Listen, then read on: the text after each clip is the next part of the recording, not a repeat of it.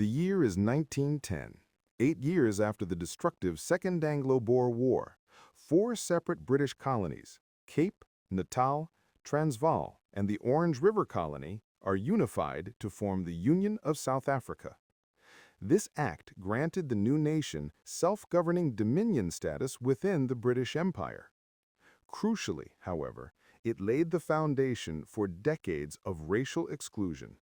Only white men were given meaningful political rights, disenfranchising the vast majority of black, colored, and Indian South Africans.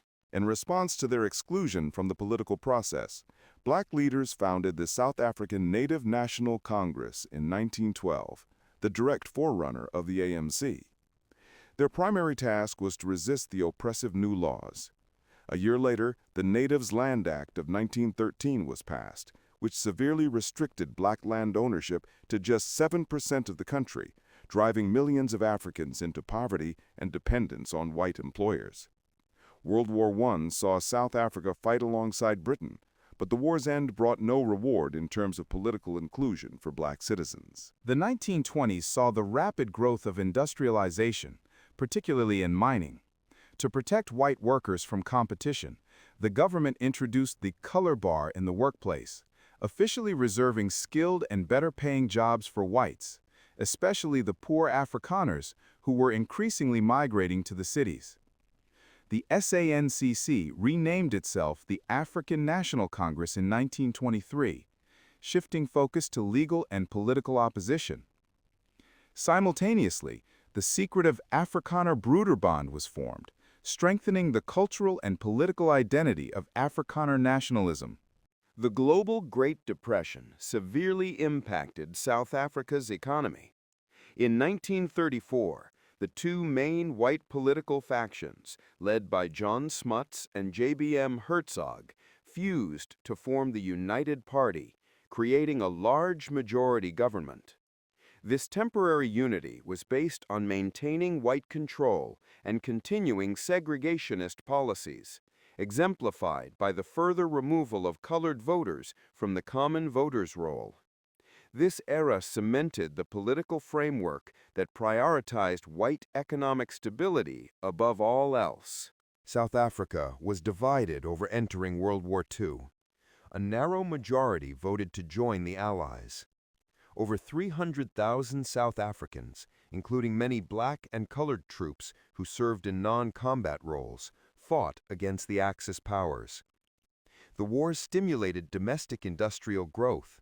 However, this urbanization and the political freedoms of wartime intensified white anxiety.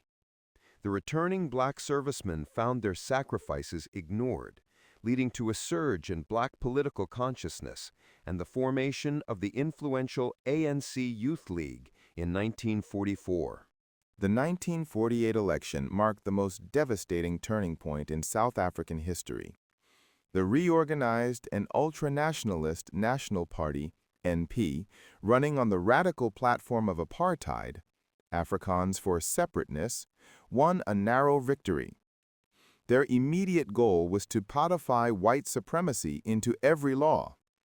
This victory was a direct consequence of the wartime changes and the white electorate's fear of the growing urban black population and its political demands.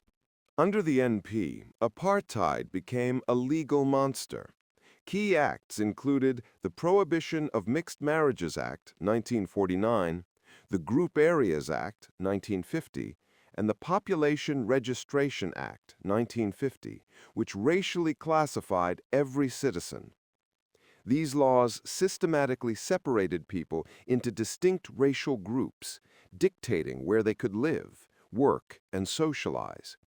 The ANC responded with the Defiance Campaign in 1952, a campaign of peaceful civil disobedience where volunteers deliberately violated unjust laws and filled the prisons. The decade began with a horrific escalation. On March 21, 1960, at Sharpeville, police opened fire on a crowd of peaceful anti-apartheid protesters, killing 69 people. The global outrage was immediate and overwhelming. The government responded not with contrition, but with increased brutality, declaring a state of emergency and immediately banning the ANC and the Pan-Africanist Congress, PAC. This event irrevocably changed the nature of the anti-apartheid struggle, signaling the failure of nonviolent resistance. Forced underground, the ANC, led by Nelson Mandela, formed its military wing, Umkhonto weSizwe, MK, in 1961, initiating a campaign of sabotage against state infrastructure. South Africa officially withdrew from the Commonwealth to become a republic in 1961. The government retaliated swiftly. The movement's leaders were captured, and in the 1964 Rivonia trial, Nelson Mandela and 7 others were sentenced to life imprisonment on Robben Island, effectively decapitating the internal resistance movement. Despite internal repression and growing international condemnation, the 1960s and early 70s were an era of strong economic growth for white South Africa, built on sheep-black labor and abundant mineral wealth. The state intensified its policy of separate development, establishing 10 so-called independent Bantustans, or homelands, to justify the removal of black South African citizenship. South Africa became increasingly isolated internationally, with sporting teams and cultural figures facing boycotts. A new generation rose up on June 16, 1976, when thousands of black students in Soweto protested the government's mandatory imposition of Afrikaans as a language of instruction. The police response was brutal. The Soweto Uprising galvanized internal resistance, fueled by the Black Consciousness movement led by Steve Biko. Biko's death in police custody in 1977 further exposed the regime's inhumanity, creating a new wave of global pressure and making the townships ungovernable. As resistance intensified, particularly in the townships, the government declared successive, brutal states of emergency. International pressure reached its peak with large-scale disinvestment campaigns and comprehensive sanctions imposed by major trading partners. Militant internal organizations like the United Democratic Front demanded change. President P.W. Bota's attempts at reform were too little too late. By the end of the 1980s, the apartheid regime was isolated, economically strained, and strategically exhausted. The final push came in February 1990, when new President F.W. de Klerk shocked the world by unbanning the ANC and announcing the unconditional release of Nelson Mandela. This historic moment led to 4 years of tense, complex, and often violent negotiations between the NP government and the ANC leadership. Mandela and de Klerk received the Nobel Peace Prize in 1993 for laying the groundwork for a peaceful transition despite widespread political violence.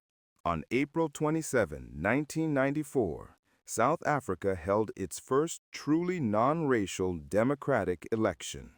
Millions queued for hours, transforming the country overnight.